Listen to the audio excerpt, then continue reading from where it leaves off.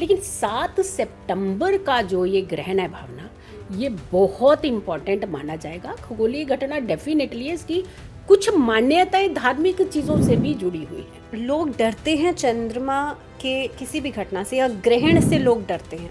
जो pregnant ladies होती हैं उनका उस समय जो ओवरी सिस्टम होता है बड़ा सेंसिटिव मोड में होता है।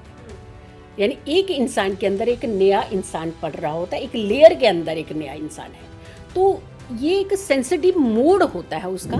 7 सितंबर को चंद्र ग्रहण, 21 सितंबर को सूर्य ग्रहण, बहुत बड़े इवेंट्स इस बार ये माने जा रहे हैं। सबसे पहले तो हम असर की बात कर लेते हैं, और ये 7 सितंबर का ग्रहण या 21 सितंबर का ग्रहण, क्या इसका कॉन्सेप्ट है? देखिए, सबसे पहले तो हम जो ग्रहण की अगर हम बात करते हैं तो ग्रहण अपने आप में एक नेगेटिव इम्पैक्ट डालती हुई कोई चीज़ दिखती है। तो पहला तो ये कंसीडर सीधा क्लियर हो गया है कि ये पॉजिटिव तो होता नहीं है। लेकिन हाँ, कुछ एक पर्टिकुलर एक दायरा, एक एरियाज होते हैं जहाँ पे ये बहुत अच्छा माना जाता है, जैसे सिद्धियाँ पानी हो, जैसे कुछ विद्याएं हासिल करनी हो, कुछ चीज़ें एनर्जीज, डिफरेंट एनर्जीज आपको क्रिएट करनी हो, तो वहाँ माना जाता है। लेकिन 7 सितंबर का जो ये ग्रहण है भावना, ये बहुत इम्पॉर्टेंट माना जाएगा। खगोलीय घटना डेफिनेटली है, इसकी कुछ मान्यताएं धार्मिक चीज़ों से भी जुड़ी हुई हैं। अगर धर्म से नहीं जुड़ी होती तो फिर क्यों कहा जाता है कि जो पट हैं आप अपने मंदिरों के बंद कर लीजिए? ऐसा क्यों कहा जाता है कि इस पीरियड के अंदर आपको कुछ नकारात्मक चीज़ें नहीं करनी है, सिर्फ अच्छा सोचना है, पॉजिटिव सोचना है, अच्छी चीज़ें करनी है, क्यों कहा जाता है? तो इट मीन्स इसका धर्म से भी कनेक्शन है और इसका खगोलीय घटना से भी कनेक्शन है। यानी ऑर्बिट भी डिस्टर्ब हुआ और हमारी निजी ज़िंदगी जो है वो भी डिस्टर्ब होती। लेकिन इसका एक इम्पैक्ट और होता है, हम लोग इसको इंडिविजुअली ज़्यादा कंसीडर कर देते हैं, जबकि हमारे ज्योतिष में मेदिनी में ये कहा जाता है ये इंडिविजुअल ना लेकर के कि ये पूरी प्राकृतिक घटनाओं के अंदर ज़्यादा माना जाता है। क्लब घटनाएं जो यानी कि मासेस को इम्पैक्ट करें। मासिस को डेफिनेटली उसी को इम्पैक्ट करता है। तो इंडिविजुअली जो इम्पैक्ट होता है वो हम कनेक्ट ज़रूर कर देते हैं, क्योंकि राशि में पड़ेगा तो हमने कनेक्ट कर दिया।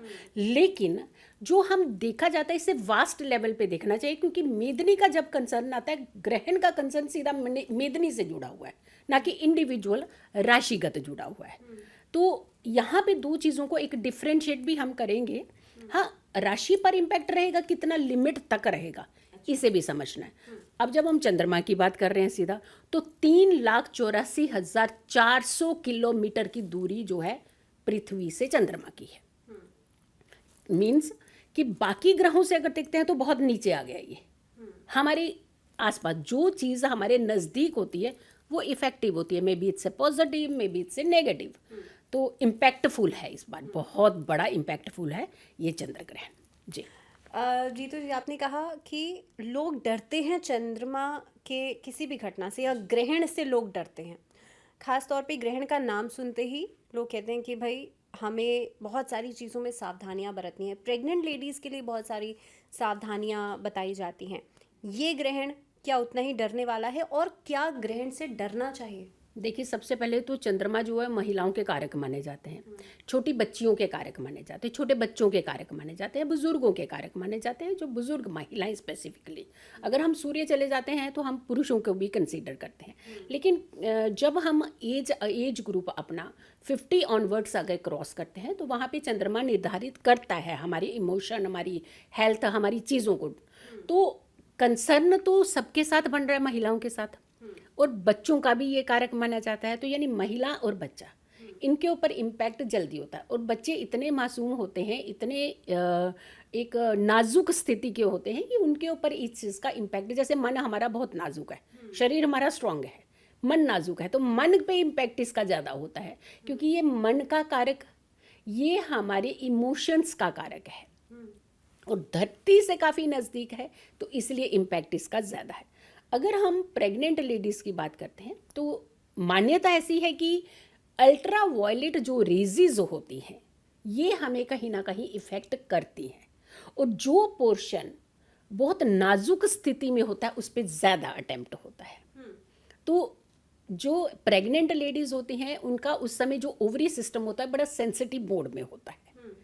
यानी एक इंसान के अंदर एक नया इंसान पड़ रहा होता है, एक लेयर के अंदर एक नया इंसान है, तो ये एक सेंसिटिव मोड होता है उसका, और सेंसिटिव मोड पे किसी भी चीज़ का नेगेटिव इम्पैक्ट जल्दी पड़ता है।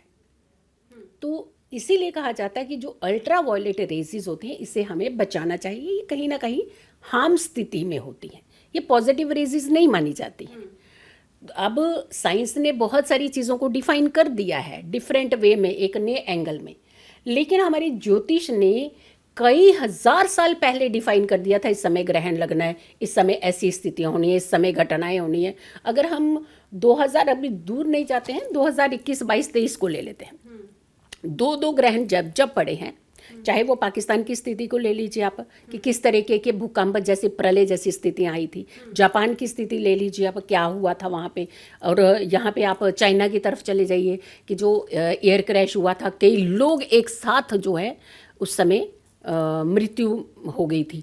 तो कहने का मतलब ये कि जब जब ये दो इम्पैक्ट पड़ते हैं तो इसका मतलब खगोलीय घटना का इम्पैक्ट हमारी धरती पे बहुत ज़्यादा है, और ज्योतिष उसमें बहुत बड़ी भूमिका निभाली। पंचांग के अंदर हर चीज़ स्पष्ट लिखी हुई है, कब ऐसी प्रलय आनी है, कब ऐसे संयोग बनने हैं, कब ऐसे घटनाएं घटनी है। तो बहुत सारी चीज़ें जो डिफाइन है, और साइंस और ज्योतिष ये दोनों एक दूसरे के पूरक होकर के चलते हैं।